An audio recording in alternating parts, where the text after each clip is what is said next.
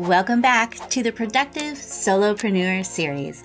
In the last video, we went over why early risers get more done. We talked about what the science really says about waking up early, and we went over 7 strategies of how you can become an early riser. In this video, we are diving into key number 3, destroy distractions. Destroy your distractions. You know the feeling. You've prepped yourself, you're all buckled down and ready to start knocking things off your to-do list. That thing is a mile long and it just keeps growing. So you're finally set and you're in the right mindset and you're ready to hit the ground running. Then the phone dings. It's a text message.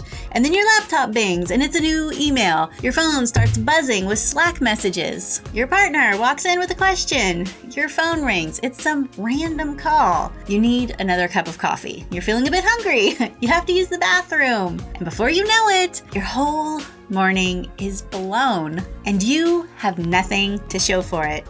Yep, been there, done that. Unfortunately, these type of distractions are one of the main killers of your productivity. You have a lot of things coming at you all the time, and many of them are stopping you from focusing on what really matters. While you're busy with all of these distractions, you're not really accomplishing anything. So how can you eliminate all these distractions and get to the important stuff? I have 5 strategies for you to get rid of distractions and get yourself back on track. Strategy number 1, make your plans the night before. Making plans the night before can really be a helpful trick into helping you stay focused throughout the day. You don't have to plan every decision or every minute, but make choices about some simple things that might turn into distractions during the day. For example, plan out things like what you'll wear, what you'll eat for lunch, what time you'll go to the gym, what time your social media time is going to be, what the plan is for dinner.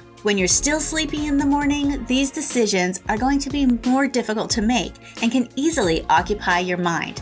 You can also set yourself up a rough schedule. For example, you may decide not to check your email or answer any of your text messages until you've completed your most 2 important tasks that you've already decided on. Maybe like from 8:30 to 10, you'll focus on just one specific task. Strategy number 2, cut out social media. It's estimated that people are spending on average 2 hours and 22 minutes per day on social media. Sure, that is a great stat if you're trying to reach your customers, but a terrible one for your productivity. And yes, social media can be a great resource for marketing, for sales, but constantly checking your personal notifications and taking the time to respond to various rants, spending endless time scrolling through pictures on Instagram isn't going to help your business. Social media is a black hole and can be a major time suck. Notifications, messages, social media channels in general, they can be sneakily addictive. But there are some strategies that you can use to help manage your time on social media. Set yourself up a schedule to go on social media. For example, only between the hours of like 9 and 10 a.m. and then again between 3 and 4, and stick to it. Turn off all of your non-business related notifications so you're not feeling that constant pull of all these dings distracting you. Use tools like iOS Screen Time or Android Digital Wellbeing to monitor or to restrict your media use. Use this time to use your business social media accounts to engage with new customers, post about your new products, and share pictures. And after that, put your phone away. Step away from social media and focus on other tasks. Tip number 3, create yourself boundaries. On any given workday, you'll have to take important calls, and there may be some lines of communication that are necessary to your day. But there are others that can just be set aside. Give yourself periods during the day when you don't check your phone emails or Slack messages. Some entrepreneurs choose the early morning to return emails and engage with customers on social media. Others focus on their list of tasks before creating new tasks introduced by outside messages. Choose the rhythm that works best for you, but ensure that you stick to it. It is vitally important to set times of the day when you're not in a constant contact with outside interruptions. If possible, it's also a good plan to leave at least one day a week when you're not scheduled for a meeting. This can free up your day to complete tasks and stay productive. Tip number 4, create your productive space. If you're working from a home or in an office, it's important that you create a space where you can be productive.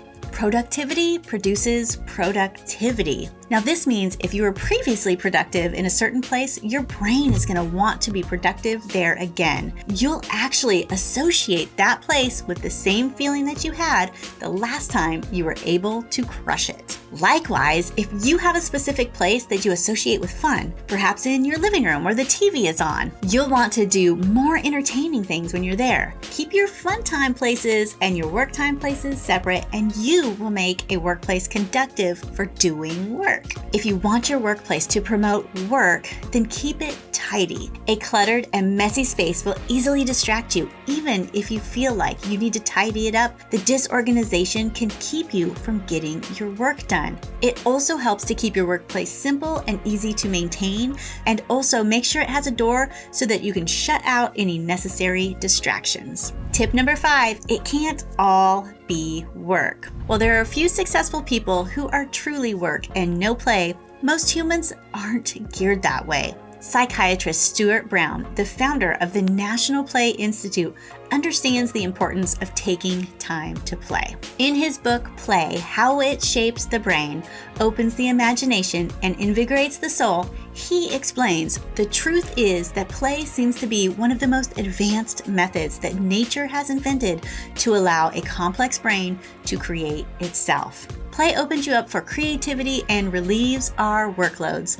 Some workplaces, like Google, have even built-in areas for play. These spaces are meant to foster more creativity and relieve stress in the workplace. Dr. Brown also writes in his book, there is a kind of magic in play. What might seem like a frivolous or even childish pursuit is ultimately beneficial. It's paradoxical that a little bit of non-productive activity can make one enormously more productive and invigorated in other aspects of life. Most of us grow frustrated and unproductive when we're forced to work constantly and enjoy our time very little. This is a system that is ultimately unsustainable. There are a few things that an entrepreneur like you can do to combat this system. 1, make your work enjoyable. Find ways to make the things that you do at work pleasurable and exciting as opposed to drudgery work. Number 2, plan to have breaks throughout the day. Walk around, eat a good lunch, or take a well-deserved coffee break. Yes, please. It may seem like these things are distractions, but when coupled with more intense sessions of work, they are simply something to look forward to and a way to recharge us. 3, choose a quitting time. Choose a part of the day to set aside work and be done for the day. It's extremely important to have a time set aside in the day to give our attention to our friends, family, and hobbies. It's also important to enjoy relaxation, play, and have some good leisure time. This gives you time to recharge and rebound from your workday and then start fresh the next day. Number 4, take some time off. Plan specific times of year to be no work times. Enjoy your relationships with your family and friends and find ways to have a little fun. Set aside your phone, your emails, your messages, and focus on other things in life that matter to you. You may never be able to cut out all of your distractions, no matter how hard you try, but limiting them can greatly improve your chance of success. Reduce your social media time, limit your communications, and make some time for play and fun, and you'll soon see that your productive periods are a whole lot more successful. In the next video in the series, we'll dive into productivity key number 4, slay your dragons.